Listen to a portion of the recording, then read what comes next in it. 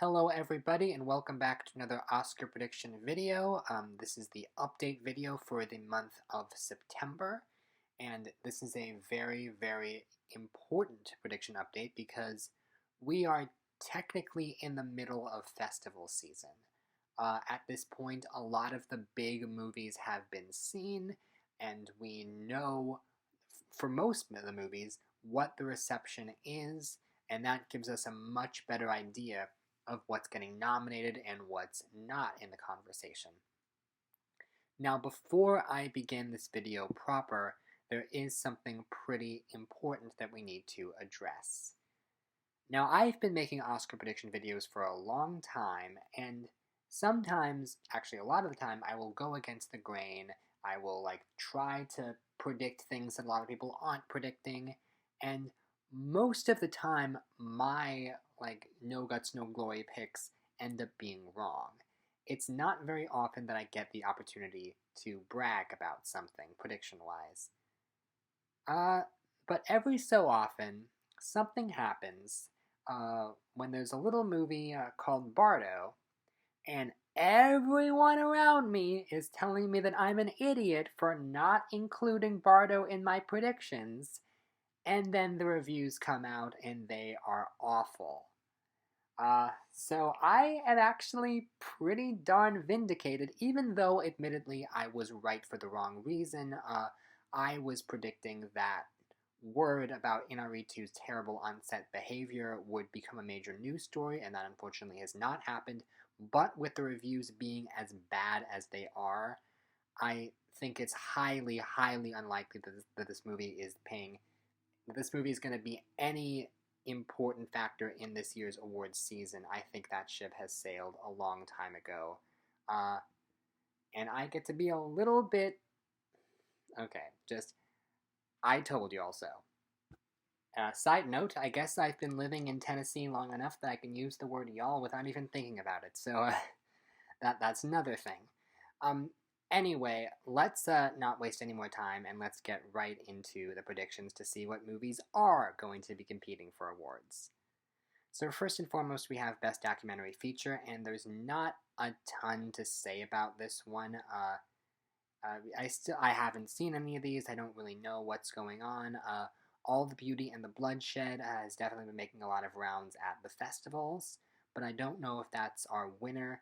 From everything I hear, Fire of Love seems to be the one to keep an eye out, but all the other ones I think could contend for various reasons. I don't have a ton of extra commentary to go into these. It's just, it's Best Documentary. I do have a lot more to say in the category of International Feature, and once again, if I'm going too fast, I say in all the reviews, if I'm going too fast, you can always stop and take some time to look at these. But International Feature, I have decided to switch Close and Decision to Leave. I now have Decision to Leave in the number 1 position. Close, I think now that that's getting a couple other reviews. The reception to that film has not been as strong as it initially appeared with Cannes, and we're also seeing that, I think, with another movie that we'll get to a little bit later. But All Quiet on the Western Front, RRR, I think are still making cases for themselves. Don't really know much about Athena. But I know that's probably not the great image to use. That's from God of War, but I didn't have a better image. I'll get one soon, assuming it does get nominated. I'll get one by the next update. Now, Plan 75 is one that I am very curious about, because that movie is Japan's submission, and Japan was initially going to submit Broker. After Broker was no longer being considered a South Korean film, that one went to Japan so that it could be presumably a part of the race, but then no, Broker is now not a part of the race at all because Japan is submitting Plan 75. But maybe Plan 75 is better than we know. The fact that it got the nomination over Broker, we'll have to wait and see. And then everything else I don't really know about. Like documentary, I don't know this category that well, but I am trying to be better in watching different types of movies and branching out a little bit. But let's talk about animated feature. I think in general, I've stayed largely the same. I think Pinocchio is the film to beat. Side note, whoever's idea it was to officially title the film Guillermo del Toro's Pinocchio, very smart decision. Uh, I now people are not gonna put the wrong screener in by mistake. I was initially concerned that Disney releasing their own Pinocchio movie would hurt the Del Toro version, but now I think it's gonna help because here's how to do this story wrong, and here's Del Toro's version. Um, Now, Netflix, of course, has Pinocchio, it has My Father's Dragon, assuming that comes out, which really, really, fingers crossed. If it's half as good as Wolfwalkers, it's going to contend. And then they also have Wendell and Wild, which just premiered, two pretty strong reviews. It seems to be the idea like, oh, the story's not the greatest, but it's got some really strong visuals, and like, this is the sort of thing that can definitely get nominated, but it won't really contend for the win, which is basically what I had in my head all along. Now, I am really hesitant with Strange World. A part of me wants to leave it out of the top five altogether.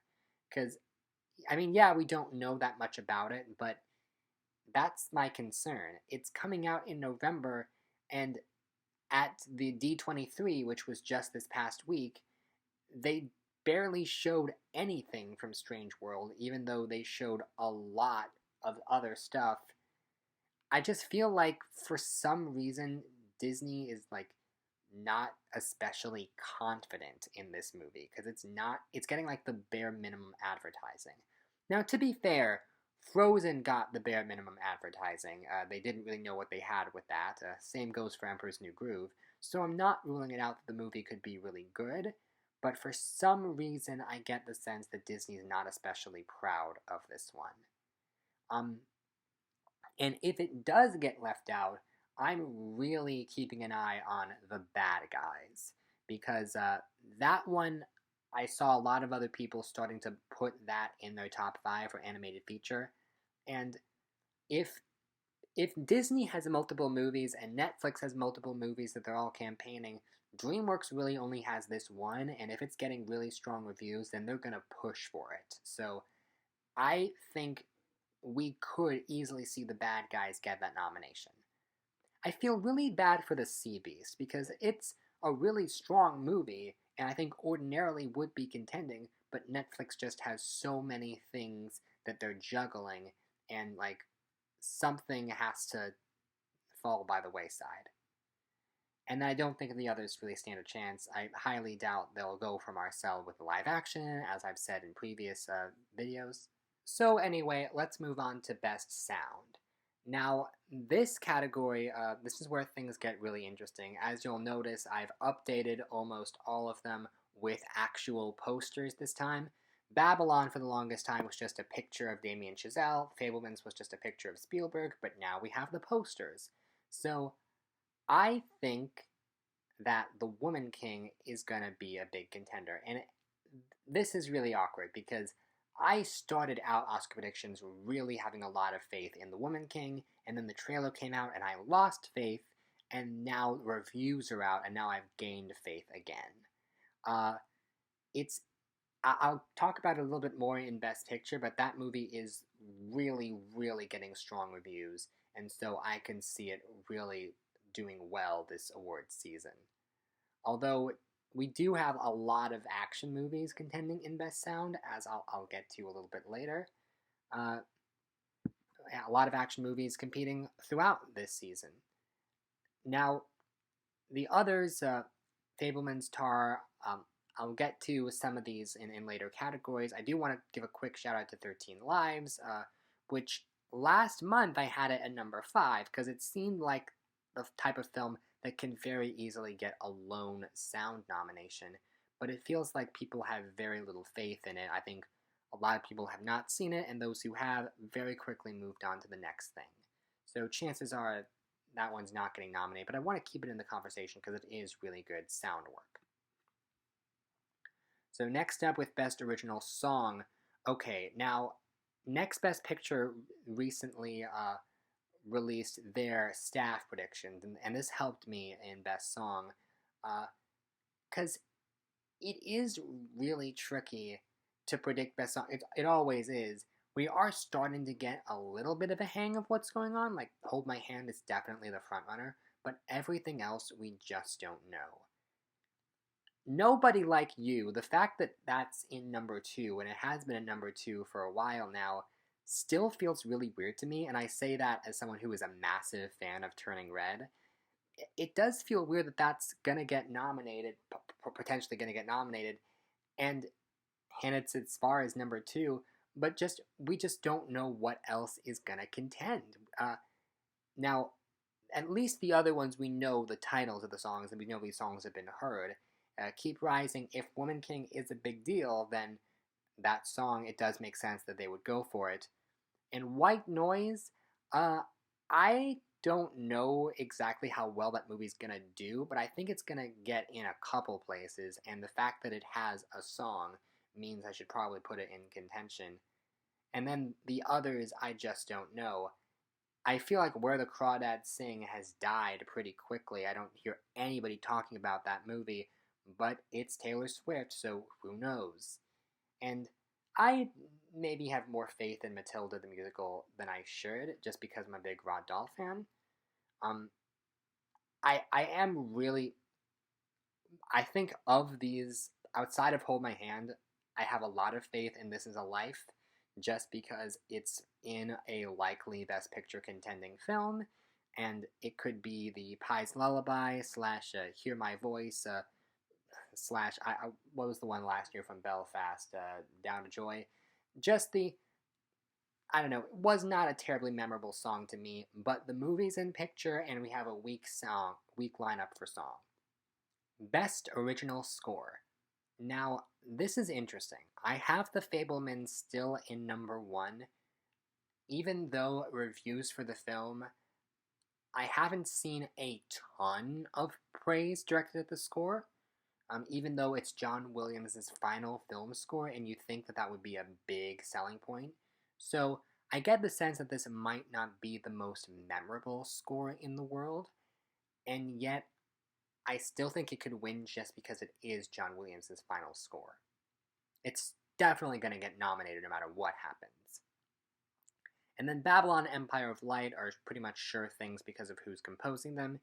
And I'm going out on a bit of a limb here with Carmen. I'm predicting this movie to be a lone score nominee, just because every review I've read of this has been like, oh my god, the score. Like, people are going insane about the score. It's the only aspect of the movie that anyone's talking about, quite frankly. And honestly, there could be a world where this wins just because there's so much passion about it, and also it's Nicholas Bertel and he hasn't won. So keep an eye out for Carmen, and I also do have Guillermo del Toro's Pinocchio.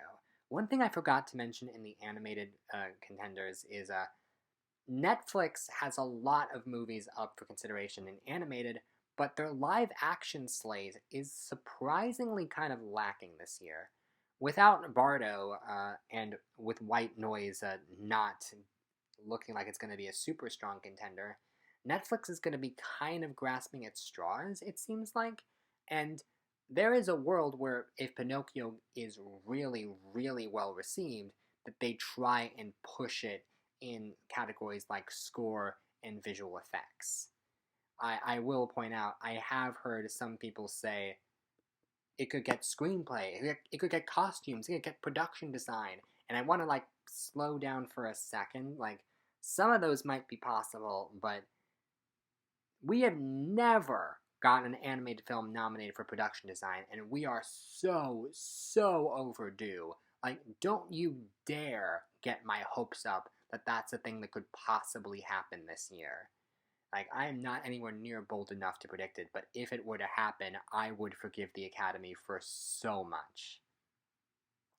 And then Women Talking just barely missed. I like almost had it in there. It's Hildur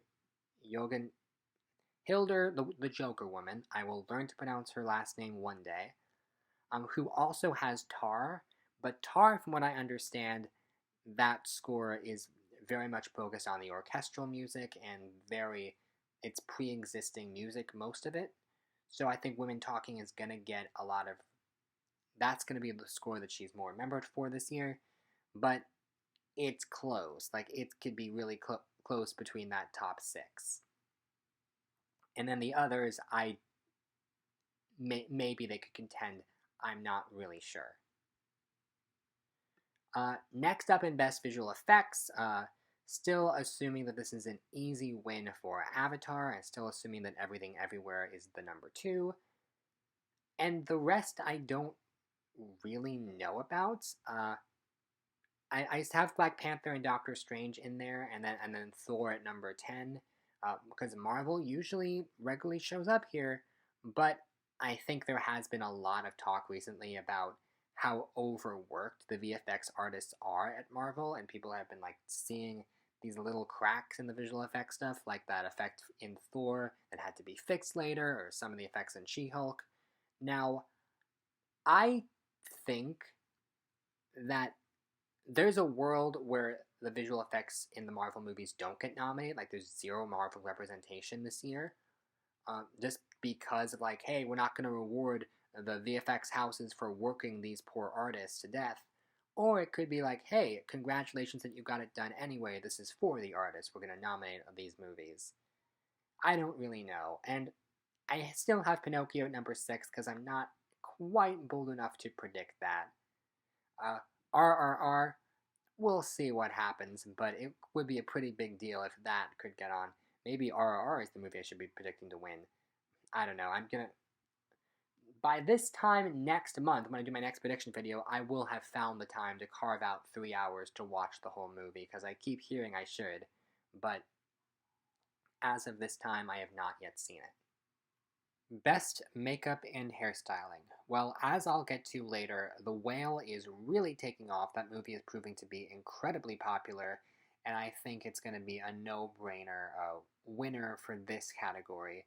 And it's going to be the zillionth example of makeup and a lead performance working together, like with Judy, or like with Darkest Hour. Wait, Judy didn't. Like with Darkest Hour and a bunch of other examples. Iron Lady. It's late when I'm recording this. I'm sorry. Batman, Elvis, Babylon, Woman King, all looking like strong contenders. And I added 3,000 Years of Longing as like a possible contender. That movie, I get the sense that it might possibly show up somewhere in one of the texts, but I'm not really sure where. It seems like that classic WTF random nomination. Yeah. Also, now that X is like the first film of a multi-film series, are more people going to be willing to check it out and be aware that Mia Goth is wearing like really convincing old age makeup in that movie? Like, I'm curious. I'm curious if more people in the makeup branch are going to check that movie out. And then in Best Costume Design, so Babylon, saw the trailer, should be a likely big contender. I have Elvis at number 2. And then Woman King. Chevalier is the classic Cyrano-esque time period that contends here and not really anywhere else. And then Fabelmans, I debated it, but I think the trailer shows just enough period-accurate costumes that catch the eye that I am going to include it. But there's plenty of other stuff that could be like just costume design contenders, like Living, like Matilda, like Mrs. Harris Goes to Paris. But I don't really know. At the moment, I'm pretty confident about my top 5, but we'll have to see. I feel like I'm going a little bit faster, but I always go slow here, and I think I have all my like really important things to say when I get to the above the line categories. So production design, pretty much the same. Okay, I do want to say here, I really, really debated about having Matilda in the top 5 for production design, because if you look at that trailer, the production design is really colorful and really does call attention to itself. But at the end of the day, I'm like, it's Netflix, it's this little thing that's going to be too small, which is weird.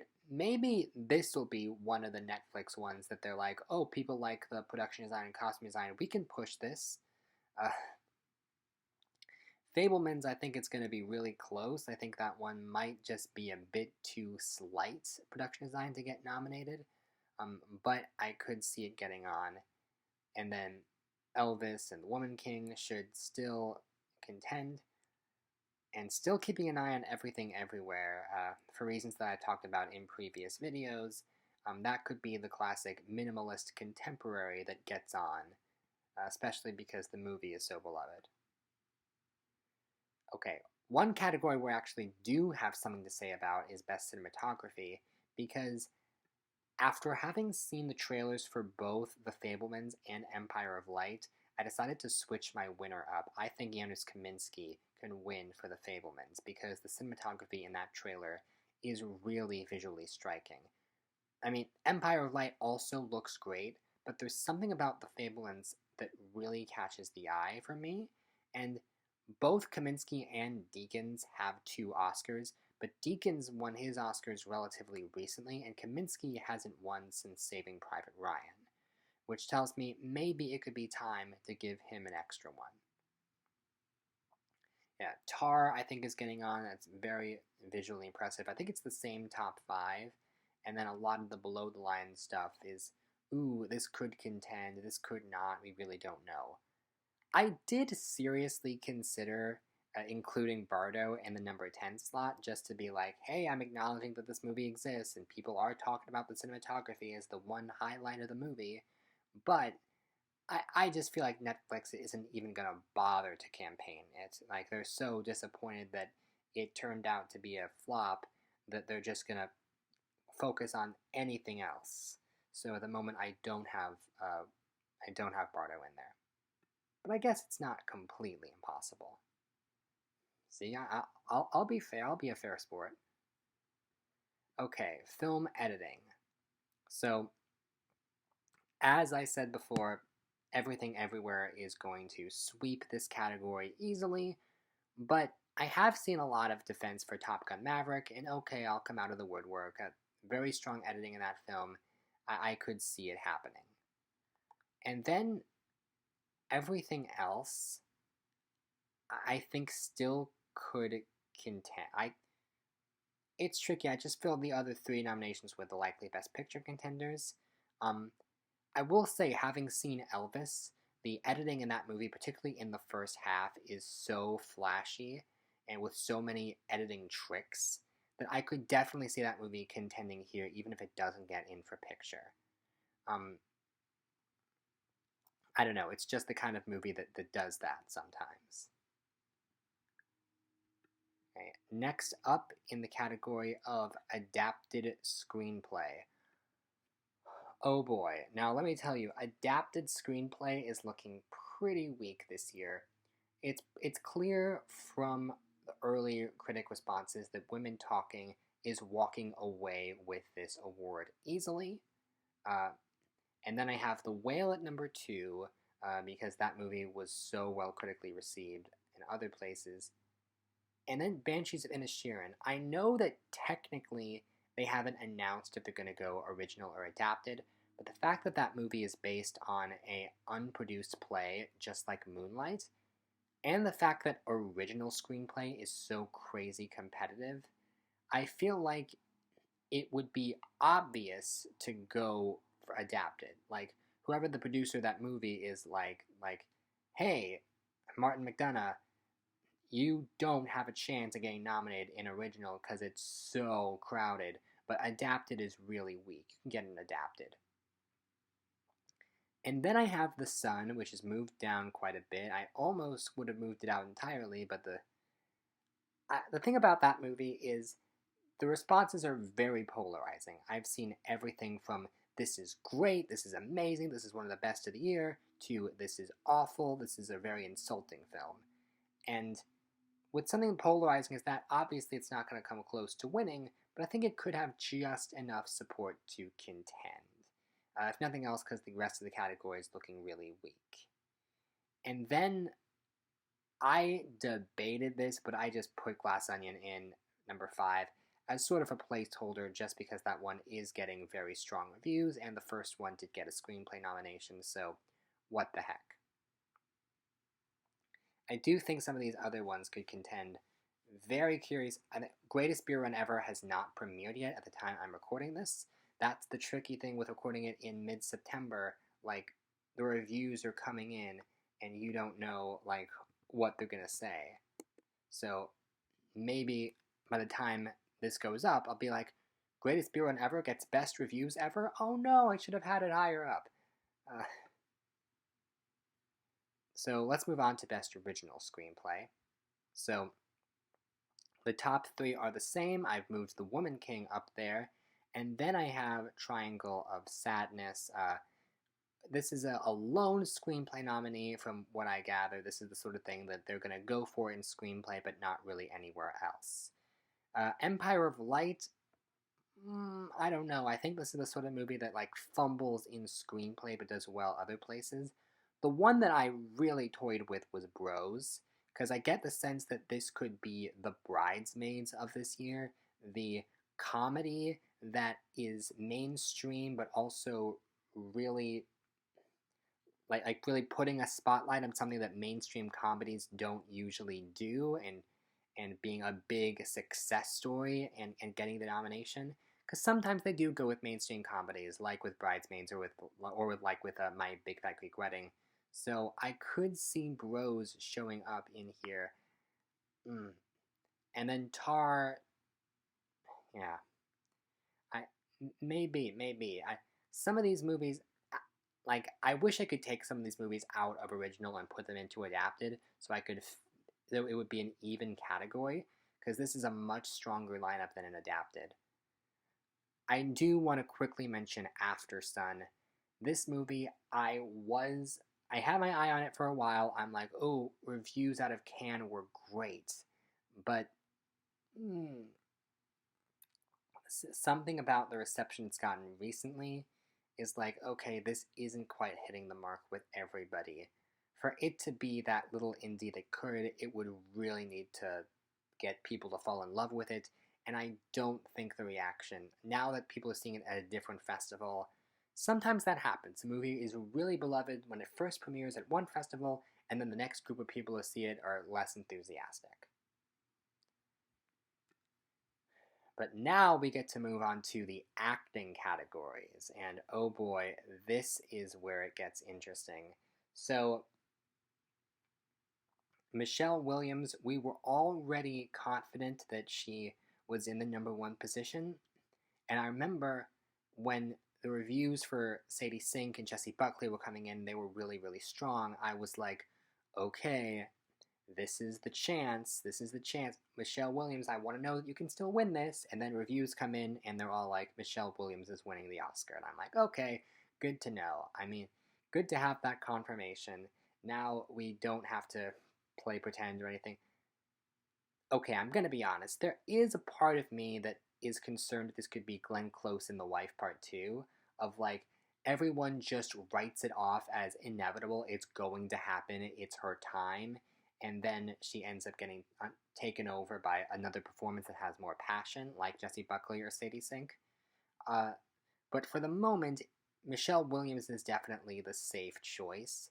I just really hope she's able to stick the landing, and that it's not like Glenn Close in The Wife.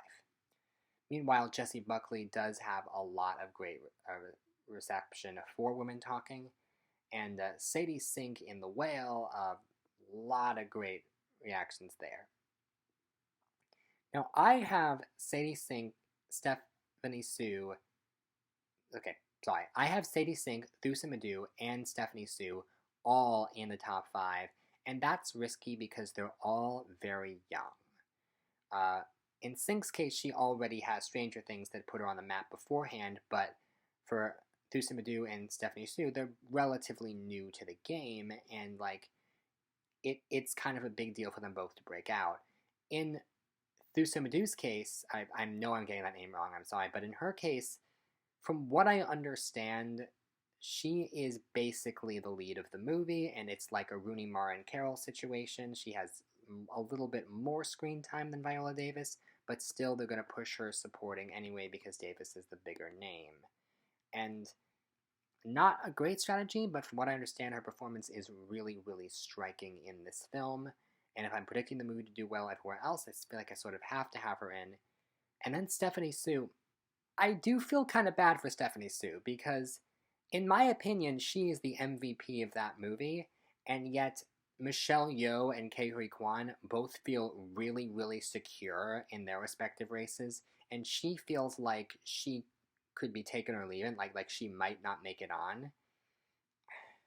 It's really tough because she's there, Sadie Sink, Lucy Madu, is kind of reminding me of what happened with Best Actress last year, where we had Alana Haim, Amelia Jones, and Rachel Zegler, all these young ingenues that were contending that all had the same narrative as the young ingenue, and ultimately they all missed out.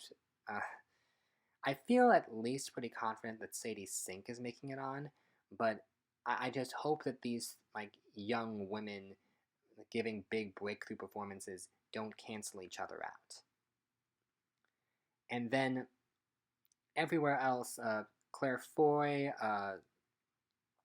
I don't know, man. I don't know how like Janelle Monáe, good responses for that movie, but I don't know how well that's gonna do. I know Hong Chau's images for the wrong movie, but most of these images are from the correct movie, which is great, and I now have images to use. I don't have to just pull from take a random photo of them. So I'm again, it's late. I should probably keep going and wrap this up as soon as possible. But at any rate, this Oscar is Michelle Williams to lose, but there is still a world in which she loses it.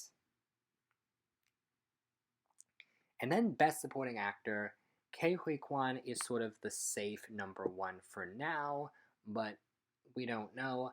I think Paul Dano's definitely likely to be nominated, but I'm not hearing people talk about him as much as I talk about Michelle Williams, but Dano is certainly overdue for his first nomination.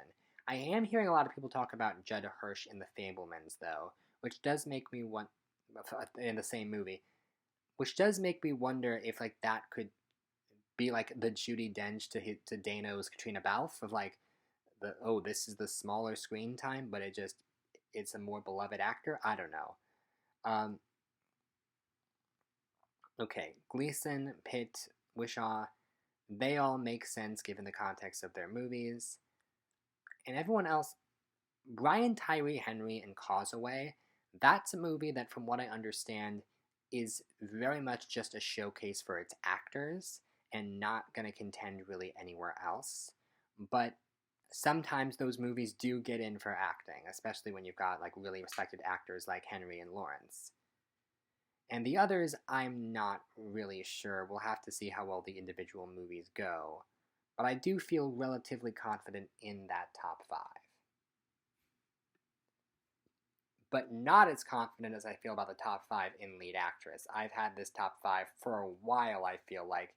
And now that the reviews are in, I see no reason in changing it around.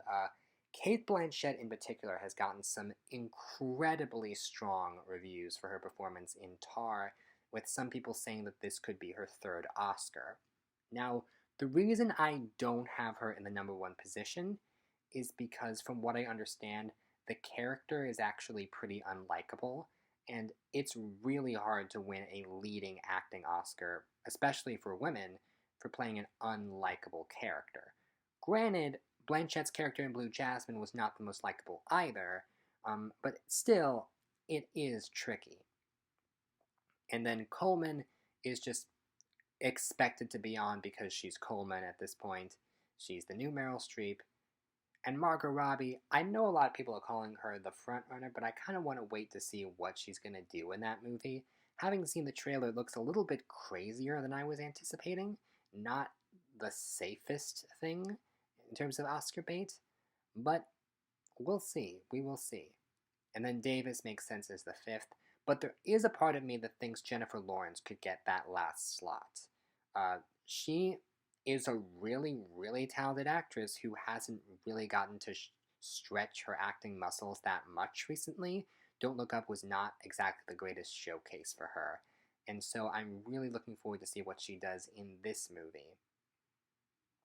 And the one other person I want to shout out is Emma Thompson in Good Luck to You, Leo Grande, because this was a performance that everyone was initially praising out of Sundance, and then the movie was announced it was going to be straight to streaming and it was going to contend for TV movie, and I think they made the decision randomly to switch back. I don't know if it's because they didn't get the Emmy nomination and said, just kidding, we're going to try for the Oscar now. At any rate, it's really, really weird that they can do that, but I think a lot of people have showed a lot of support for Thompson and that performance, so it's possible. Anything's possible. And one more thing. If Michelle Yeoh and Michelle Williams were both to win acting Oscars on the night, it would be the first time in history that the two female acting winners share the same first name, and only the second time it's ever happened with two actors, although the first time is kind of debatable with Tom Hanks and Tommy Lee Jones both winning in 1993. So either way, it would be a pretty big deal, and I'm certainly rooting for both of the Michelles. Now let's talk about the Best Actor race, or lack thereof.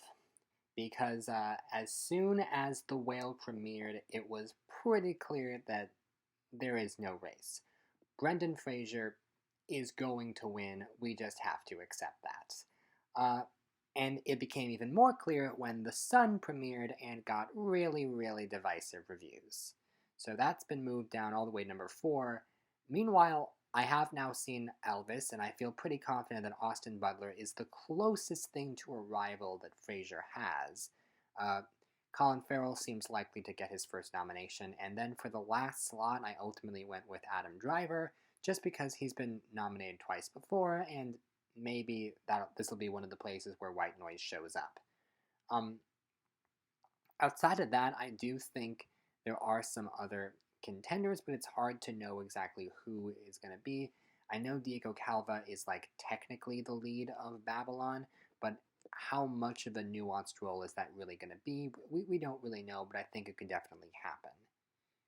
And I do have Song Kang-ho at number 10, but that could be like a parallel Mothers situation where like the country didn't submit the film, but the actor is still beloved enough to show up. I could see that happening. And for the record, I saw a lot of people trying to make the argument for Tom Cruise somewhere in this top 10 for Top Gun Maverick. I really don't see that happening. I'm sorry. Maybe it's just my bias, but Robert Pattinson gives more of an incredible performance in The Batman. I don't really know what Cruise does in that movie that's worthy of an Oscar nomination. And then we have Best Director. Now, this is shaping up to be a very interesting race and a very competitive one. Like, the top 8 here, really strong. Now, we're assuming that Daniel, Spielberg, and Giselle are likely, and after the response for Women Talking, Sarah Polley seems pretty likely too, and then I have Aronofsky in the last slot, but Gina Prince Bythewood could make it, so could Todd Field, so could Sam Mendes. It's a really strong list. It looks like Polley should be safe, but yeah. And Aronofsky might be difficult because from what I can tell, like it's one of those, the whole thing is set in one room things. I don't know what the directorial effort is really going to look like, but the movie is really well liked, so I do have that in there. And then I added Park Chan-wook at the very end as the possible international contender. So I think I should congratulate myself. I've been moving through this at a pretty good speed for me. So let's get to Best Picture, which is where I actually have a lot to say. Women Talking I have moved into the number 2 position after its really strong reaction. This is one of those movies that you wouldn't expect to be a crowd pleaser, but it is totally a crowd pleaser. And I think this might be the movie that people point to as the front runner. Also could be Fabelmans, but I think Fabelmans is destined to be the Belfast. This is the one that people think is the front runner for a while, but ultimately doesn't have the strength to do much beyond Michelle Williams is going to win, and I think John Williams is going to win. So if your name is Williams and you're attached to this movie, you have a pretty good shot. Um, and then Babylon, not entirely what I was expecting from the trailer, but we will see. And The Whale, I think, is moving a lot of people in a way that's really emotional, so I definitely have that on. Now, I still have Everything Everywhere in the top slot. And I will say I've seen more and more people have the same opinion. And part of that is a little exciting, but there is also a part of me that's like, okay, is Everything Everywhere going to become the quote unquote front runner? Because if it does, that's a problem. You never want to be the front runner in this system because once you're the front runner, that's when the backlash starts. I think as of right now, Everything Everywhere is doing a pretty good job of coasting. While all the new premieres are coming out and people are all excited talking about Women Talking and Fablemans and The Whale and The Woman King, Everything Everywhere is that extra movie that is sort of pushed to the background for a while the other movies take up the spotlight. It's really important that Everything Everywhere never becomes the full-on frontrunner, but I think it's in a pretty good position right now. But I will say, if Everything Everywhere doesn't end up winning Best Picture, I think Women Talking could be in a really good position because it's really timely and it seems to be affecting a lot of people really, really well. I think Fableman's, Babylon, Whale, all excited to get on. And then 6 through 9, all strong responses to varying degrees that I think should make them likely contenders in Best Picture. And I finally caved. And I put Top Gun Maverick in at number 10. I don't feel great about it, but congratulations, you win. I have it in. And I want to make it very clear, I don't dislike this movie. For anyone who hasn't seen my previous videos, I really don't dislike this movie. It's just, it's not really about anything. It's not really saying something. I mean, something like The Avengers, totally fine action movie, but it's not really making a statement that like, it's not really saying anything that would compel me to want to nominate it for Best Picture. And so, but I think it could get on. It is interesting looking at this Best Picture lineup because we have Woman King, which is clearly being touted as an action movie more than anything else, but still getting really strong reviews and still likely to show up in my opinion. But then we have Top Gun Maverick, maybe not as much of an action movie, but there's definitely action sequences in it, and it's a blockbuster, and I think it would qualify as action. And then, of course, Everything Everywhere All at Once. Maybe not the most traditional action movie, but there's quite a lot of action sequences in it that it should count. So that's 3 action movies up for Best Picture, which seems kind of crazy to me. And also, look at Top Gun Maverick and Avatar The Way of the Water and potentially Black Panther Wakanda Forever and Knives Out, Glass Onion. Like, there's a lot of sequels that are kind of in the hunt for Best Picture this year. And are kind of in the hunt for a lot of Oscars, because I've heard people talk about Glass Onion too, and I've heard people talk about Black Panther. We ultimately don't know how far this is going to go, but I could see a world where a bunch of sequels get nominated and a bunch of action-y movies get nominated, and then the media tries to spin it as like the Oscars are finally listening to people and nominating action-y blockbusters that people have actually seen. And I wouldn't agree with that. It's basically just the luck of the draw. These are the big movies that came out this year, and the Academy is responding to them, and so are voters. It would still be weird to see this many sequels represented and this many action movies represented. But I don't know. I think a lot of people would take the wrong lesson away from that. But with all that said, I think this is definitely shaping up to be a really, really interesting year. I'm really excited to see a lot of these movies. I did not have the opportunity to go to Cannes or no, to go to TIFF, to go to Toronto, but I'm hearing all these great reviews, and in a couple months I'm going to get screeners, and hopefully I'm going to get to watch as many of these movies as I can. And this is shaping up to be a really interesting year. So thank you guys so much for watching. Take care, and I will see you next time. Bye.